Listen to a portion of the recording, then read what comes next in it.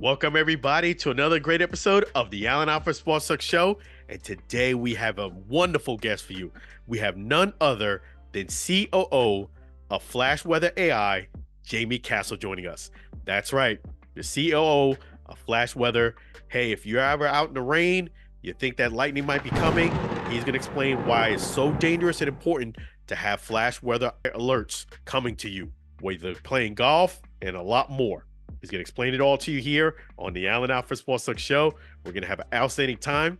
But before we bring Jamie Castle on, let's go ahead and thank our wonderful sponsor. I want to thank our wonderful sponsor, Chef G's Florida Barbecue Sauce. So delicious and addicting, you may need a support group. Feel free to visit Chef G's right here in beautiful Tampa, Florida at 301 South 22nd Street, Tampa, Florida. And if you can't come down to beautiful Tampa, that's okay. Feel free to visit Chef G's right at flbbqsauce.com. Again, it's flbbqsauce.com. Don't forget that sauce. So let's go ahead and bring Jamie Castle on. Let's have an outstanding time on the Alford Sports Talk Show. Let's go. All right, welcome everybody to another great episode of the Alford Sports Talk Show. We're delighted to have an outstanding guest. We have the COO of Flash Weather AI, Jamie Castle, joining us, and it's going to be a great opportunity to learn about what he has in store with us. So how are you doing so far today? I'm doing great. Little challenge this morning getting here, but I'm doing great. Thank you. Definitely. Thank you for joining us here on the Alford Sports Talk Show.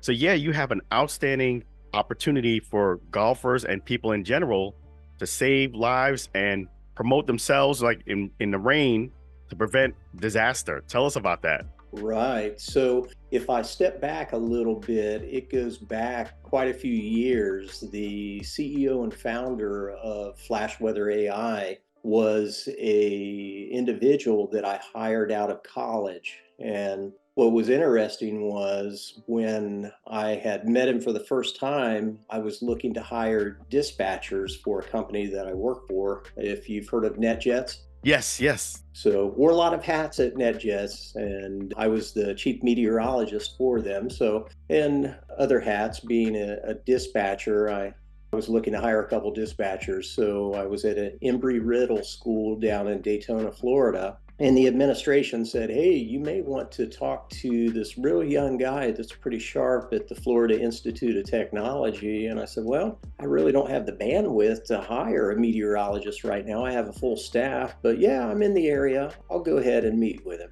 And it's one of those situations where you meet somebody and you know within 5 minutes of meeting that person that you need to engage with that person in the future. So I made my way back to NetJets. I kind of begged, I pleaded, I borrowed, I made promises, but they allowed me to hire him right out of college. So I added a meteorologist to the team. I like to say that I taught Jason everything that he needs to know about meteorology and forecasting, but that's here nor there. So he stayed at NetJets for a few years, and over the years, he and I had stayed in contact with each other. And it wasn't until about 2020 he had reached out to me. And at this time, he was working for the National Weather Service. So I had a great career with them. And he proceeds to tell me he can predict lightning.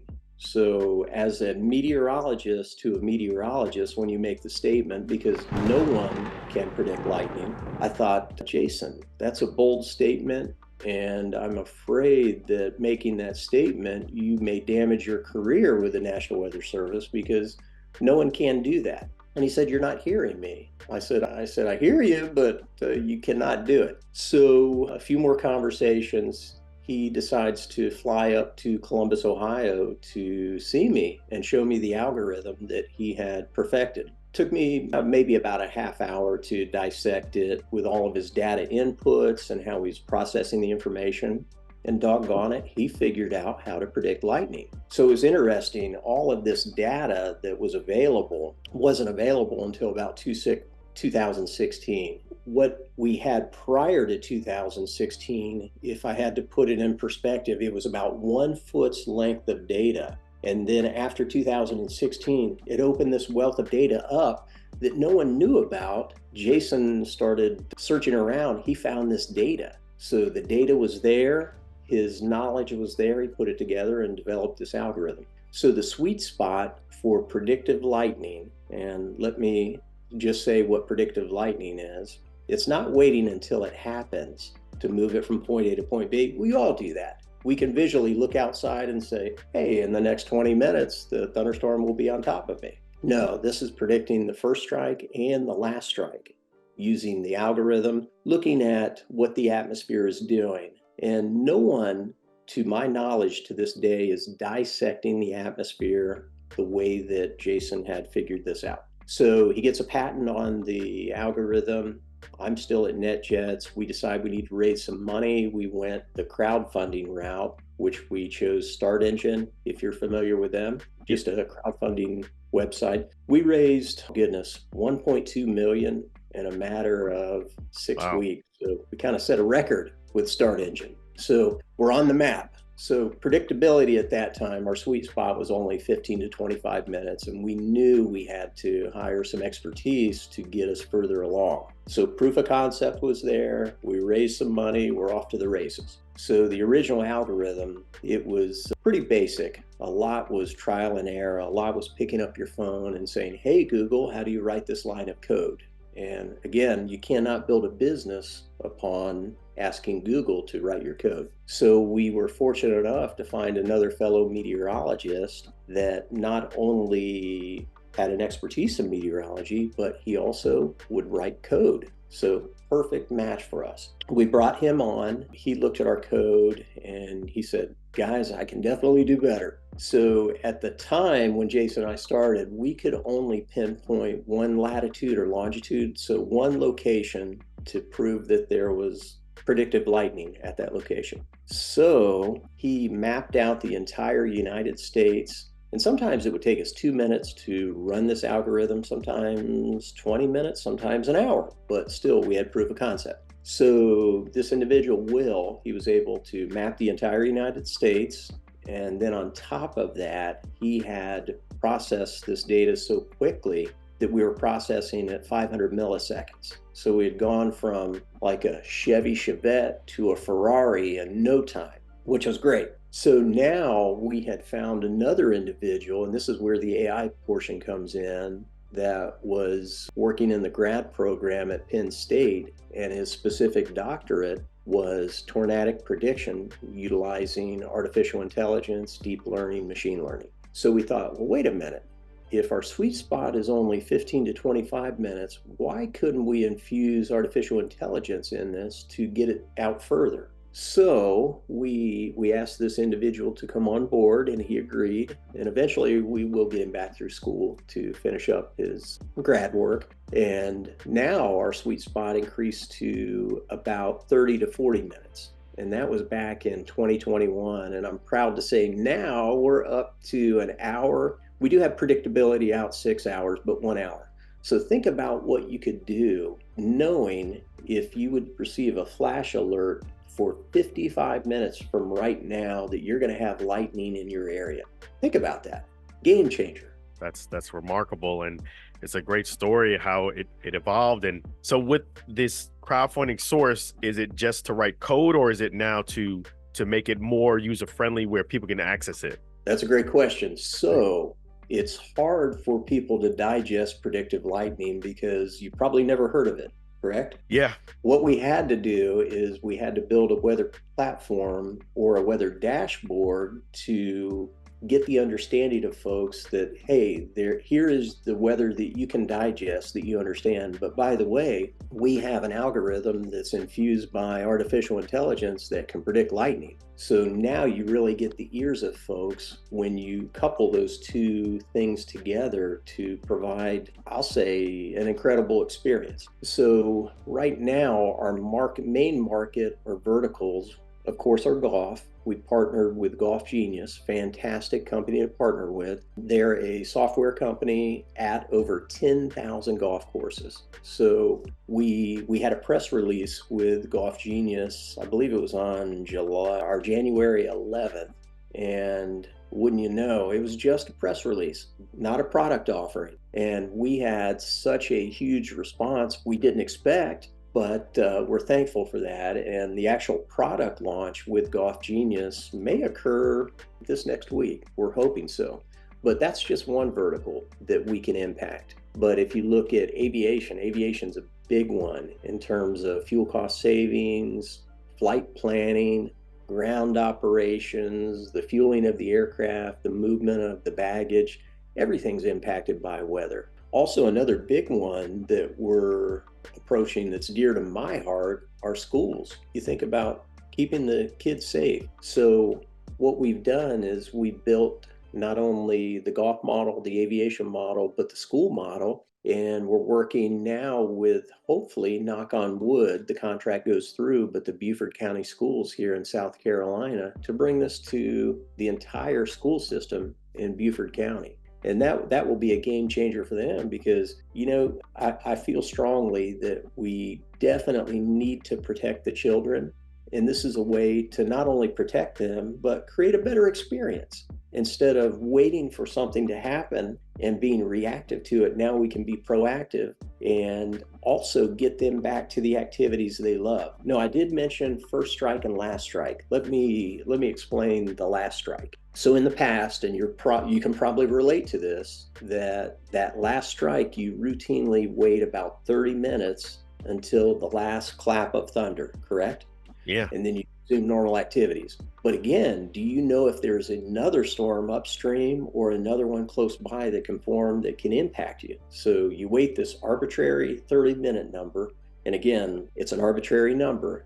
There is really no science or fact based on that 30 number that's solid. Now, what we do, we use the algorithm, we use science, we use data to say, hey, this is when we feel it's safe to resume normal activities. So here in South Carolina, I live in Hilton Head, and I routinely see our product getting me back either out in the yard or on the golf course or at the beach within 15 minutes after the threat has passed. So you think about that. And that, to me, that's the moneymaker. The service side of it would be that first strike and the safety side. And then the moneymaker would be getting back to the normal activities. Yeah, I mean, I think people take that for granted how serious it can be when when lightning occurs, that it is serious, whether you're a golfer or whether you're up in the air. It's something you shouldn't take lightly. Right. And here's what's interesting. Everyone has a lightning experience. I bet you have one where you've been impacted by lightning, whether it struck close to you or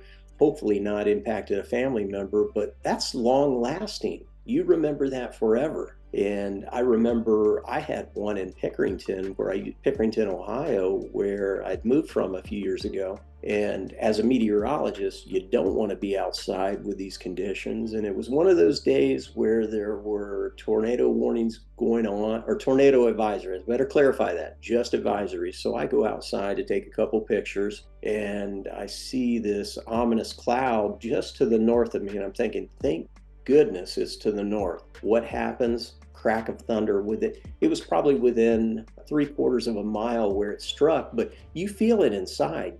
You feel it in every inch of your body. And I remember that to this day. And I remember the exact day it occurred too. But Yeah, we all have the stories. So we want to change the paradigm of those stories from bad to good. And that's what we're all about, is just creating a safer planet. And I feel like I had stated before, prior to the interview, we have something so special, it will change the world as you know it. yeah. I mean, that is really remarkable, the work that you're doing, and it's something that people should really get tuned into. How can people take advantage of, flash weather AI? Well, we're not down to an individual level yet. We are targeting larger businesses, golf courses, some of the higher end verticals, but we will be possibly rolling out an app version of what we're doing. And the app version not only tells you where the lightning is, the detection side of it after it has occurred, but we also have a predictive side or a forecast side to that. And I would say possibly towards the end of this year, we may roll that out to the consumer level, but our targets now are the larger industries out there. Yeah, and it's amazing how this can really help out, as you mentioned, schools. And will their version for the schools be computer based, or will it also be an app? Great question. So the beauty of what we do, it's a software solution only, or we call SaaS. And with that, there is no equipment. Now, there are other companies out there that provide a component or an equipment component, which is hardware. And what happens with every piece of hardware? Normally, you have maintenance on it, it breaks or it malfunctions. We're software, so we don't allow those type headaches to slow us down in terms of providing a product. Yeah, so definitely that's fantastic. And we're gonna make sure here at the Allen Alfred Sports Show we follow you, keep up with everything you have. And how can people stay connected for when it's available for individual or their business? Okay, so we are Flash Weather AI, and if you go to flashweather.ai, you can find our website. And once we develop the app for, we'll say, consumer use, you'll see it on the App Store, both in Apple and on the Android side. And we're kind of excited about that. We want to share this product with as many people as what we can to save lives. Yeah. It's real quick. I do have a story about a Oh, golf sure. course that experienced a lightning strike, and I'll tell you how they planned around that activity. It a life-threatening event. So this was at Columbus Country Club, and it was during a golf outing, I believe. There were people not only on the golf course, but at the swimming pool, tennis courts, pickleball courts, basketball courts, and on the range. So a lot of people there. This was in the evening hours. So the general manager had planned outdoor dining on the patio. So he has everything set on the patio, not planning for a weather impact, but he receives, and what we do is we provide our product, we call it the flash alert. So he receives a text when there is predictive lightning in the area. So he received the message, don't quote me on this, I think it was 46 minutes before the first strike was going to occur. So at that point, the general manager of Columbus Country Club said, this product's pretty good. We've been utilizing it now for a couple of years and I trust it. I'm going to change the dynamic of what we're doing today. All the outdoor dining will come inside and we will plan for everybody to be inside. So the next message he receives at about the half-hour mark, hey, half hour from now, expect lightning in the area. So now he's rallied the troops. He's taken all the outdoor dining that was set up, whether it be the place settings to the bar to the seat cushions, everything's moved inside. Now he talks to everybody that is there that day as an employee that's helping out with this particular event to get everybody on the same page. So at the half-hour mark, everybody's on the same page. So at the 15-minute mark, we send him another message that says, basically 15 minutes before the lightning strike, you need to take action if you haven't taken action already. So at this point, he brings everybody inside, whether it be on the golf course, tennis courts, swimming pool, you name it. Everybody's inside. So what had occurred was within 1 minute of the 46 minutes when we said the lightning strike was going to occur, it struck the putting green. Now the putting green at Columbus Country Club is just adjacent to the patio. So there were guests there were members there, kids, of course. So if you think about, again, that experience of a lightning strike in close proximity, you feel it. So the entire building shaking, the general manager, there's he's trying to calm some of the guests down, not the members, keep that in mind. But the guests that are there with the members, he's trying to just make the situation better, telling them they have it under control because they're using Flash Weather AI for what's happening in the area. So after everybody is calmed down and they get the all clear, so we send a message also that texts them when it's all clear, safe to resume normal activities outside. So at the all clear, he and some of the other staff, they go to look at the damage on the putting green. And I don't know if you've ever have come across a picture of lightning when it strikes sand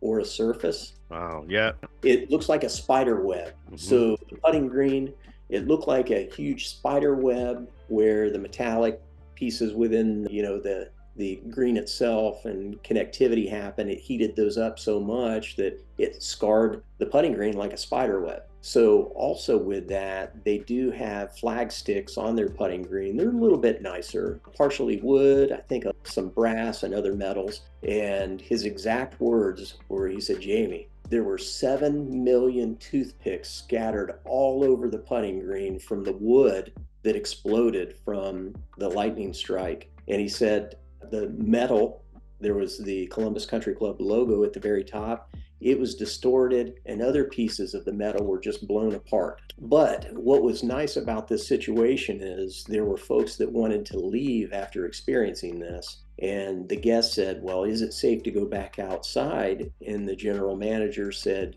absolutely, because I've received the all clear that it's safe to go back outside. So if you look at this situation, I can safely say that Flash has possibly saved lives or mitigated a health related issue because of a lightning strike, because God forbid if they did not have the Flash app and they were outside on the patio when it struck, there quite possibly could have been collateral damage in terms of loss of human life or health related issues because of the lightning strike. So that makes me feel good that our product is being utilized to save lives. And that's what we're really all about. We're really here to help people in terms of safety, create that better or excellent experience, and possibly make a little money at it after the fact. Yeah, that's why people need to stay connected to Flash Weather AI. Stay Right. tuned, take advantage of it, and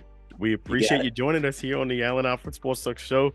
Jamie Castle, COO of Flash Weather AI. So we're gonna keep connected and looking Absolutely. forward to your great service and product. Yep. Thank you, Mr. Alford. And what we'll do is I will set you up with the flash alerts so you can experience that yourself. I'll make you a Oh, that's believer in awesome. our product. Oh, I So appreciate that. Thank we'll you. give you that service. You'll love it. I know I will. Thank you so very much. Appreciate you. Hey, thank you for having me. You're Appreciate so it. welcome. Thank you, Jamie.